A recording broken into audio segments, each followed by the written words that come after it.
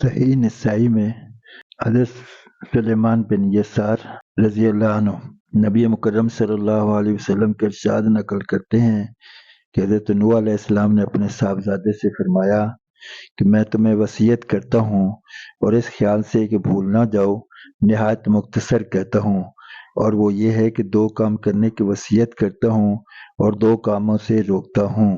جن دو کاموں کے کرنے کی وصیت کرتا ہوں وہ دونوں ایسے ہیں کہ حق تعالیٰ جل شانہ ان سے نہایت خوش ہوتے ہیں اور اللہ رب العزت کی نیک مخلوق ان سے خوش ہوتی ہے، اور ان دونوں کاموں کی اللہ رب العزت کے یہاں رسائی اور مقبولیت بہت زیادہ ہے۔ ان دو میں سے ایک لا الہ الا اللہ ہے، اور اگر تمام آسمان اور زمین ایک حلقہ ہو جائیں تو بھی یہ پاک کلمہ ان کو توڑ کر آسمان پر جائے بغیر نہ رہے، اور اگر تمام آسمان اور زمین کو ایک پلڑے میں رکھ دیا جائے اور دوسرے میں یہ پاک کلمہ ہو تب بھی وہی پلڑا جھک جائے گا۔ اور دوسرا کام جو کرنا ہے وہ سبحان اللہ و بحمدہ کا پڑھنا ہے کہ یہ کلمہ ساری مخلوق کی عبادت ہے اور اسی کی برکت سے ساری مخلوق کو روزی دی جاتی ہے۔ کوئی بھی چیز مخلوق میں ایسی نہیں جو اللہ کی تسبیح نہ کرتی ہو، مگر تم لوگ ان کے کلام سمجھتے نہیں ہو۔ اور جن دو چیزوں سے منع کرتا ہوں وہ ایک شرک ہے اور دوسرا تکبر، کہ ان دونوں کی وجہ سے حق تعالیٰ جل شانہ سے حجاب ہو جاتا ہے اور اللہ رب العزت کی نیک مخلوق سے حجاب ہو جاتا ہے۔ لا الہ الا اللہ کے بارے میں بہت ساری احادیث وارد ہوئی ہیں۔ تسبیح کے متعلق جو ارشاد اس حدیث میں ہے، قرآن پاک میں بھی تسبیح کے بارے میں حکم فرمایا گیا ہے۔ نبی کریم صلی اللہ علیہ وسلم کے ارشاد بہت سی احادیث میں وارد ہوا ہے کہ شب معراج میں آسمان کی تسبیح حضور اقدس صلی اللہ علیہ وسلم نے خود سنی۔ ایک مرتبہ نبی کریم صلی اللہ علیہ وسلم کے ایسی جماعت پر گزر ہوا جو اپنے گھوڑوں اور اونٹوں پر کھڑی ہوئی تھی۔ نبی مکرم صلی اللہ علیہ وسلم نے فرمایا کہ جانور کو ممبر اور کرسیاں نہ بناؤ، بہت سے جانور سواروں سے بہتر اور ان سے زیادہ اللہ کا ذکر کرنے والے ہوتے ہیں۔ حضرت ابن عباس رضی اللہ عنہ فرماتے ہیں کہ کھیتی بھی تسبیح کرتی ہے اور کھیتی والے کو اس کا ثواب ملتا ہے۔ ایک مرتبہ نبی مکرم صلی اللہ علیہ وسلم کی خدمت میں ایک پیالہ پیش کیا گیا جس میں سرید تھا۔ نبی مکرم صلی اللہ علیہ وسلم نے ارشاد فرمایا کہ یہ کھانا تسبیح کر رہا ہے۔ کسی نے عرض کیا کیا آپ صلی اللہ علیہ وسلم اس کی تسبیح سمجھتے ہیں؟ نبی مکرم صلی اللہ علیہ وسلم نے ارشاد فرمایا کہ ہاں سمجھتا ہوں۔ اس کے بعد آپ صلی اللہ علیہ وسلم نے ایک شخص سے فرمایا کہ اس کو فلاں شخص کے قریب کر دو۔ وہ پیالہ اس کے قریب کیا گیا تو انہوں نے بھی تسبیح سنی۔ اس کے بعد پھر ایک تیسرے صاحب کے قریب اسی طرح کیا گیا، انہوں نے بھی سنا۔ کسی نے درخواست کی کہ مجمع کے سبھی لوگوں کو سنوایا جائے۔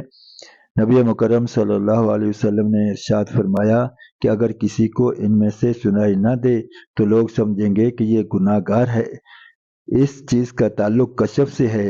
حضرات انبیاء علیہ السلام کو تو یہ چیز بدرجہ اتم حاصل تھی اور ہونا چاہیے تھی۔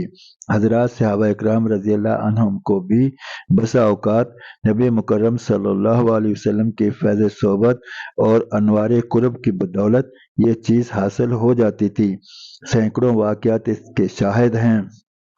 اولیاء اللہ کو بھی اکثر یہ چیز مجاہدوں کی کثرت سے حاصل ہو جاتی ہے، جس کی وجہ سے وہ جمادات اور حیوانات کی تسبیح، ان کا کلام، ان کی گفتگو سمجھ لیتے ہیں۔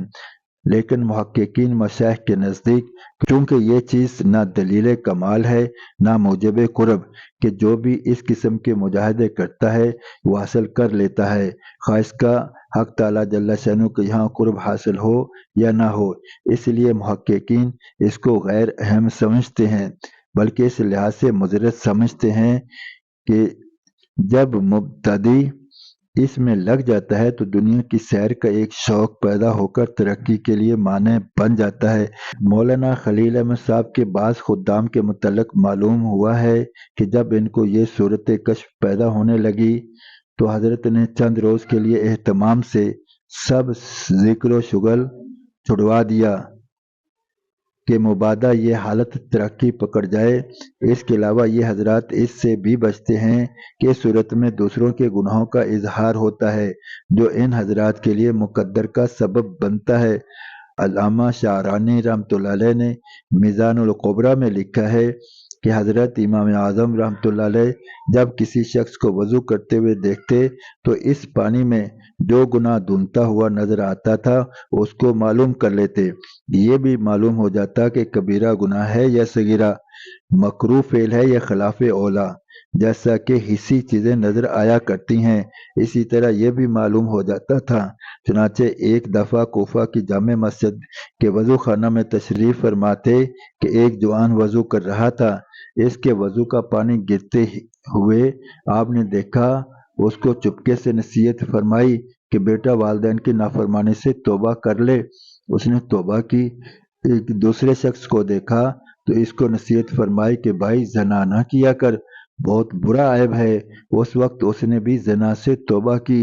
ایک اور شخص کو دیکھا کہ شراب خوری اور لہولاب کا پانی گر رہا ہے، اس کو بھی نصیحت فرمائی، اس نے بھی توبہ کی۔ الغرض اس کے بعد امام صاحب نے حق تعالیٰ جل شانہ سے دعا کی کہ اے اللہ اس چیز کو مجھ سے دور فرما دے کہ میں لوگوں کی برائیوں پر مطلع ہونا نہیں چاہتا۔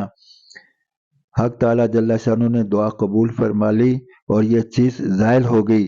کہتے ہیں اسی زمانہ میں امام صاحب نے مستعمل پانی کے ناپاک ہونے کا فتویٰ دیا تھا، کیونکہ جب وہ پانی گندا اور متعفن نظر آتا تھا تو کیسے اس کو پاک فرماتے، مگر جب یہ چیز زائل ہو گئی تو اس کو ناپاک فرمانا بھی چھوڑ دیا۔